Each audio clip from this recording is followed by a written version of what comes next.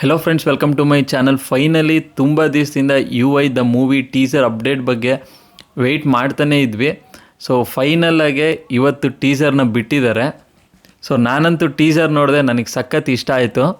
ನಿಮಗೆಲ್ಲ ಗೊತ್ತಿರೋ ಹಾಗೆ ಈ ಮೂವಿನ ಡೈರೆಕ್ಟ್ ಆ್ಯಂಡ್ ಆ್ಯಕ್ಟ್ ಮಾಡ್ತಾ ಇರೋದು ನಿಮ್ಮೆಲ್ಲರ ಪ್ರೀತಿಯ ಇಂಡಿಯನ್ ಡೈರೆಕ್ಟರ್ ಅಂತಲೇ ಹೇಳ್ಬೋದು, ಉಪೇಂದ್ರ ಸರ್ ಅವರು. ಸೊ ಟೀಸರ್ ನೋಡಿಬಿಟ್ಟು 1 ನಿಮಿಷ ಬ್ಲ್ಯಾಂಕ್ ಆದೆ.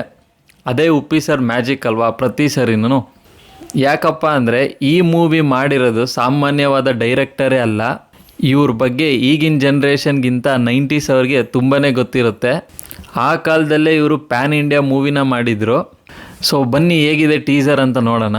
ಸೊ ಸ್ಟಾರ್ಟಿಂಗಲ್ಲಿ ಒಂದು ವಾಯ್ಸ್ ಬರುತ್ತೆ, this is not AI world, this is UI world ಅಂತ. ಈ ಡೈಲಾಗ್ ನನಗೆ ತುಂಬ ಇಷ್ಟ ಆಯಿತು. ಮತ್ತು ಈ ಸಿನಿಮಾದಲ್ಲಿ ನೀವು ನೋಡ್ಬೋದು ಸಾಕಷ್ಟು VFXನ ಯೂಸ್ ಮಾಡಿದ್ದಾರೆ.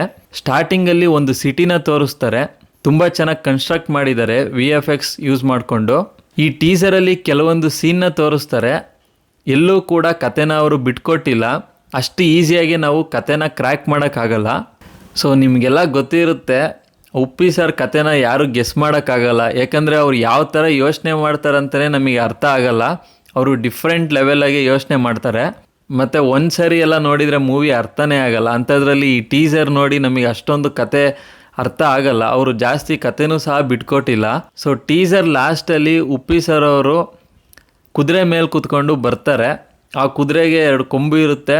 ಮತ್ತು ಉಪ್ಪಿ ಸರ್ ಗೆಟಪ್ ನನಗೆ ತುಂಬ ಇಷ್ಟ ಆಯಿತು. ಒಂದು ಬ್ಲ್ಯಾಂಕೆಟ್ನ ಹೊದ್ಕೊಂಡು ಆ ಕುದುರೆ ಮೇಲೆ ಕೂತ್ಕೊಂಡು ಬರ್ತಾರೆ. ಅದು ನನಗೆ ಸಖತ್ ಇಷ್ಟ ಆಯಿತು.